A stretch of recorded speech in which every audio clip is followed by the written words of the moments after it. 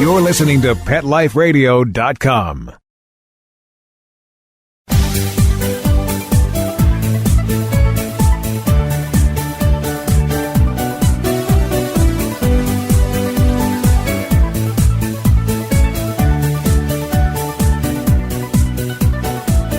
Hello, pet lovers. This is Michelle Fern, host of Best Bets for Pets on Pet Life Radio. Okay, if I could make firework noises, they would probably sound like pa-pa, pa-pa. No, maybe not like that.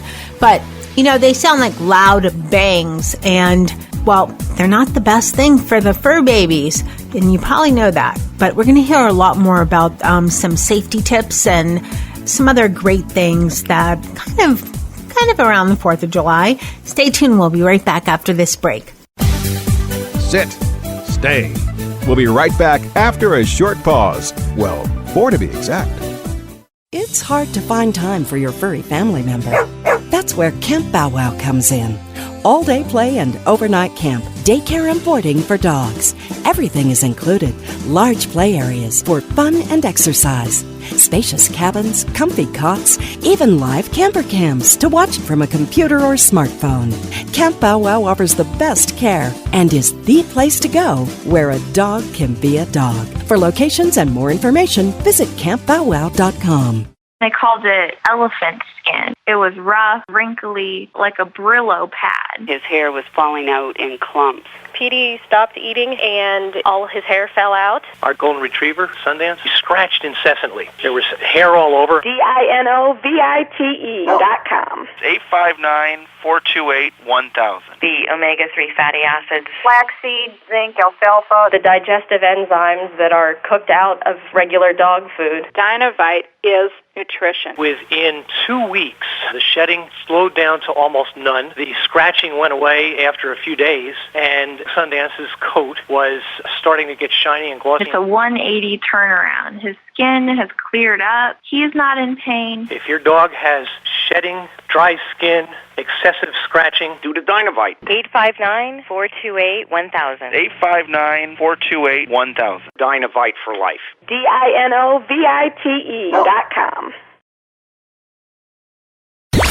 Let's talk pets. Let's talk pets On Pet Life Radio. Pet Life Radio. PetLifeRadio.com.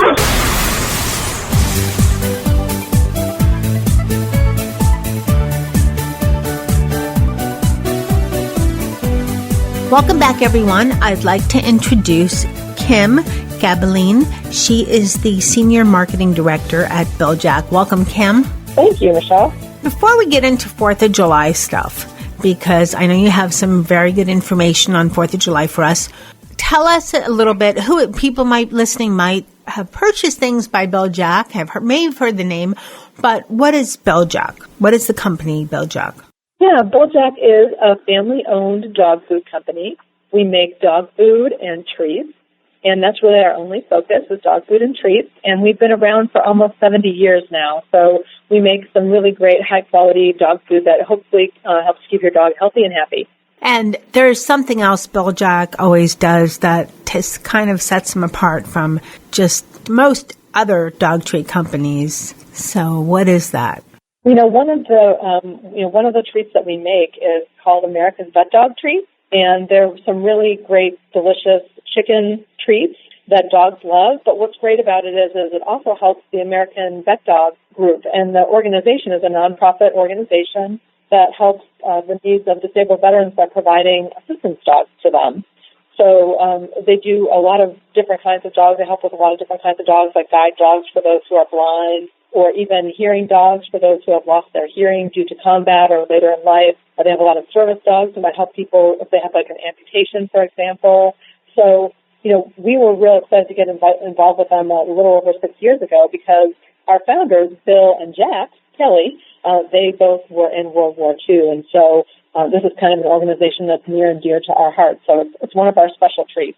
And I've had Bil-Jac with just talking about America's Vet Dog Treats has been on Best Bets for Pets for those of you that have listened for a while.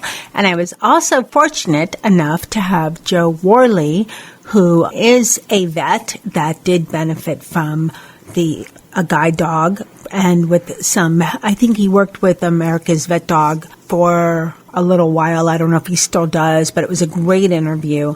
You see these working dogs and you just go, oh my gosh, they're amazing, but you don't realize how expensive it is to train the dogs and how much goes into it.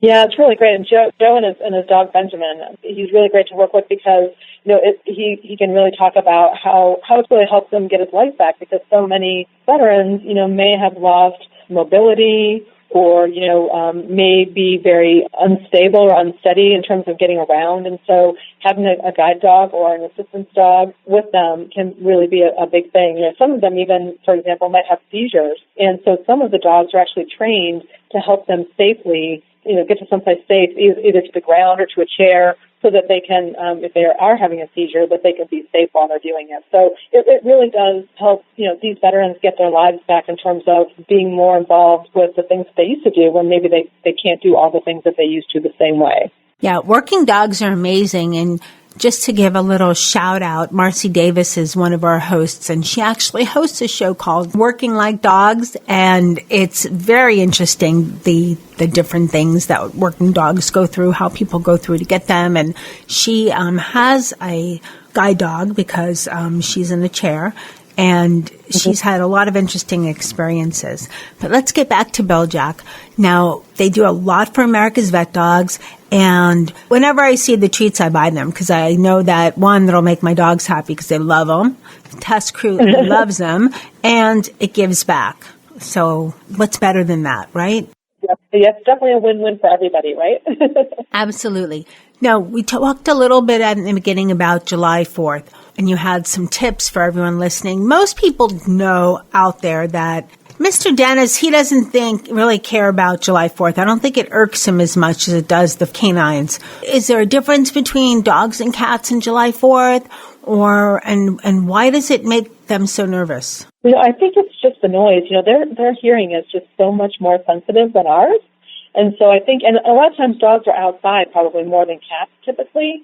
So, because of that, I think that can be those loud, quick noises that go on for a little bit, can be a little bit overwhelming for some of them. And, I don't know if you know this, but July 4th is actually one of the days, it's the highest days of the year for dogs to kind of run away and get lost because they hear those loud noises and they're scared and they might jump a fence or get out of the yard or get out of the door, maybe when you're having people over. So it's real important to kind of pay attention to this holiday and think about whether or not you want to have your dog inside or outside, for example, when there might be fireworks around. Yeah, I would think unless it's not possible, definitely keep your dog inside for July 4th, because if the dog is nervous, my test crew, when they get nervous, one of them who thinks he's a tough guy, but when it starts to thunder or he hears any loud noises, he starts shaking and he wants to bury himself. Usually he tries to, but we fix this, bury himself under some of the wire equipment that we have in the studio, which is not a good idea for Mr. Nicky or for us.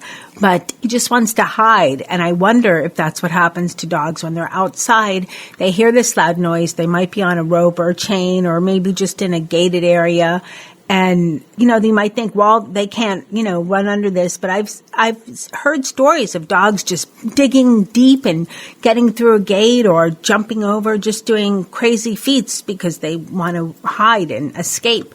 They don't realize it's up in the air. It could be it sounds like it's near them. Yeah, well, and I always, recommend to people, don't take your dog to the fireworks display, right? If you want to go enjoy them, go enjoy them. Maybe leave your dog at home. If you have a house that's maybe near the fireworks, maybe consider seeing if your dog wants to go and visit maybe a friend who's not near the fireworks. So maybe then it won't be so loud where they are, because most people start to get to know their dogs right after that first time that they're exposed to something. And so if your dog is really, kind of a little anxious when they hear those noises, then, it's really great to be able to make sure you can kind of get them out of the situation or not even start it to begin with. Some other things to think about are, things like give them plenty of exercise the day of 4th of July. So, get out there and walk them, go out there and play some fetch.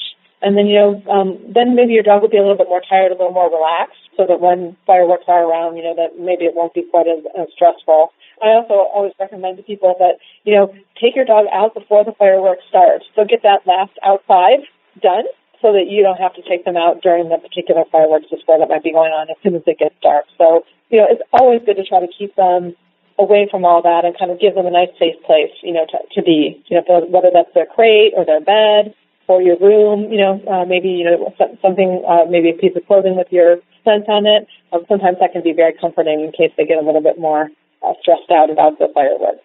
Now, what do you advise? We didn't really talk about this before, but what if your dog is at the fireworks? I mean, can the noise affect their ears at all? It's loud, but it's not like right next to them. So the noise itself wouldn't do any damage, right?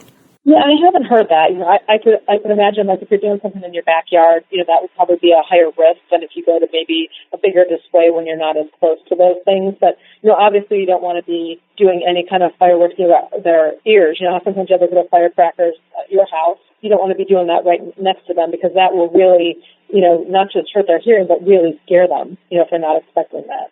Yeah, it always seems like there's always a couple firecrackers go off in the neighborhood before the 4th of July, and, I have one of the Tusker out, or have both of them, and firecracker goes off, and he's like, all right, I'm done. I'm going in. Forget it. Yep. If I didn't do my business, I'm not. I'm just going in because it just petrifies them. And I can imagine if their hearing is so sensitive, I guess it would be like something exploding in our heads almost. It's such a loud sound. Yeah, well, sometimes when they're in the house, you can turn on the TV or the radio and, distract that noise a little bit, right? So it's not just the noise of the fireworks outside. But, again, you just have to, as you get to know your dog, you're going to want to know, hey, if he is concerned about those kinds of things, he or she, you're going to want to maybe turn the radio on or turn the TV on. And like I said, give them a comfortable place where they can kind of be. Sometimes you can also get some of those canine wraps that, that they use for like thunder and those kinds of things. Some of those wraps can actually be very calming and comforting to a dog who might be a little bit more stressed when there's fireworks around. But, the best thing you can do is just try to keep them away, especially if you know that they're very sensitive to that. Now, what does someone do if they have a guide dog and want to go to the fireworks? Yeah, I would probably guess that they probably, either would leave their guide dog at home. Some of them need their guide dog on a regular basis, but it really just depends. That maybe that's one thing where they're maybe out with some other people and they don't necessarily need their guide dog with them, but they can actually go enjoy the fireworks and then, go back to their guide dog after the fireworks. Because, there's not a lot of things that are very distracting to guide dogs. It's usually humans that are the most distracting, and it's usually human adults, not human children, that are more distracting because the human adults should know better. You don't pet a guide dog. Joe and I had an interesting talk about that. He said, I don't mind the children because they don't know better, but then the parent will go, you're not supposed to pet the guide dog, and they'll reach over to pet the guide dog, But I can definitely see that something so distracting as a firework could just take the guide dog out of the working mode and just be a major distraction. Yeah, and some of the fireworks can also be probably stressful to some of the veterans as well, right, depending on what they've been through from a combat perspective. So, it could be that they might skip the whole thing overall. It really just depends on the person and the dog. And then you hit on something that seems like just common sense, but every year I see this. There's a lot of people that have the little cute dogs, little cute teacups. Nicky's kind of one. He's a little bigger. He's like 13 pounds. And they want to take their little babies with them everywhere in their little purse and or in the strollers and everything. And that's fine, but not to the fireworks, people.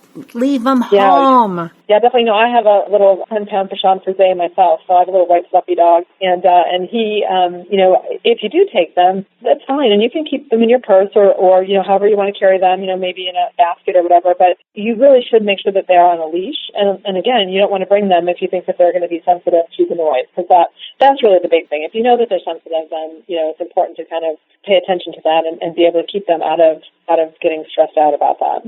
And it's funny, the dogs that are more nervous with fireworks than others, because I just think if I don't have to take a dog to the fireworks, then I will not. Not just for, me to have my dog with me, but just no. Sometimes you're camping and they're with you and you can't help it. But for the most part, a lot of people just, let's take the dog, why not? Make it a fun time. But for them, it's not fun. But is it just personality? Why some dogs are more distracted than others over fireworks? Yeah, I think it can be. Some dogs are not as startled by loud noises, and some of them are just more prone to just being a little bit more calm. And so it really does depend on the dog. And so many times, if you've seen them be startled by things like that before, you probably can predict, right, how they're going to be. So, like I said, if you know they're sensitive, then you don't want to take them. But if you know that they're fine, it's fine to take them. But then you also want to make sure that you've got them on a leash and that you're kind of paying attention to how they're doing as the night goes on. Exactly. Make sure they're on a leash. Make sure they have a collar on them with proper identification, or make sure they're chipped or there's other markings so that people can identify your dog if the dog is brought to the shelter. Sometimes not everybody does that. Do you know anything about how cats are affected with fireworks? I don't offhand. I don't know how most of them would be. And, it depends on, again, probably how close they are to them, but I'm not sure. Well, we have Mr. Dennis, I think he's a dog in a cat's body, and he could care less. The other dogs freak out. He's like, yeah, what's up? I'm going to take a nap now, which he does a lot. That's his thing. It's like his job, his naps and trying out the various, cat-related Best Bets for Pets products and such. He has a good time with that, but they don't bother him. He's good with fireworks, though, right? He hears the noise, he care less. He just, it doesn't bother him. There's not a lot that bothers him. He's just, he's the epitome of the cool cat, that's him. Now, where can everybody listening find out where Bil-Jac treats for America's Vet Dogs are sold so that they can support America's Vet Dogs?